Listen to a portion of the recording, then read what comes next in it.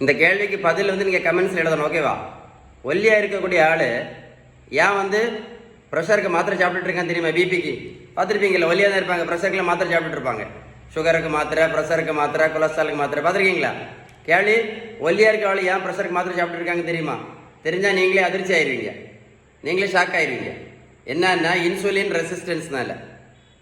இந்த insulin resistance சரி பண்ணணும்னா ஒரே ஒரு வழி தான் இருக்கு. இந்த ஒரு வழி தான் என்னது? Balanced diet. நம்ம வீட்டில் சாப்பிட்ற உணவுகளோட விகிதம் நல்ல கொழுப்பு சத்து, விட்டமின் சத்து, இனிப்பு சத்து, தாது பொருட்கள் சத்து, புரதம் சத்து, இந்த பேலன்ஸ்டு டயட் எடுத்தால் மட்டும்தான் இந்த இன்சுலின் ரெசிஸ்டன்ஸை நிரந்தரமாக சரி பண்ண முடியும். அதனால மாத்திரை சாப்பிட்றது முக்கியம்தான், ஆனால் இன்சுலின் ரெசிஸ்டன்ஸ் சரி பண்ணினா மட்டும்தான் இந்த மாத்திரை என்ன பண்ண முடியும்? படிப்படியாக குறைச்சி நிறுத்த முடியும்.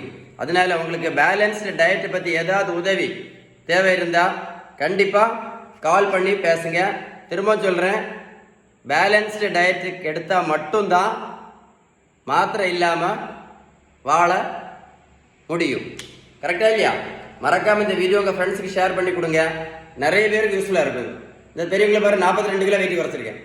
128லேருந்து 86 கிலோ.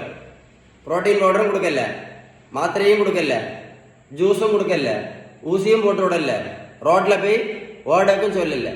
ஏன் இவங்களை ரோட்டில் போய் ஓட சொல்லல தெரியுமா? 62 வயசு 128 கிலோ, 62 வயசு 128 கிலோ ஆளை ரோட்டில் போய் ஓட சொல்ல என்ன ஆகும்? சொல்லுங்க, என்ன ஆகும்? முச்சுவாங்கதா சொல்லுங்க. வெயிட்டை குறைக்கணும்னா ஒரே ஒரு வழி மட்டும்தான், balanced diet. Sheeban balance diet. வெயிட்டை குறைக்கிறதுக்கு ஏதாவது உதவி தேவைப்பட்டா கண்டிப்பாக கால் பண்ணி பேசுங்க. இது ஒரு முக்கியமான அவேர்னஸ் வீடியோ.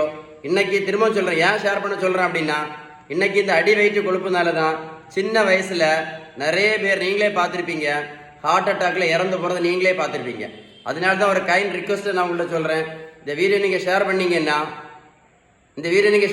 அப்படின்னா ஒரு ஆளுக்காவது யூஸ்ஃபுல்லாக இருக்கும். ஷேர் பண்ணிக்கலாம். Stay tune.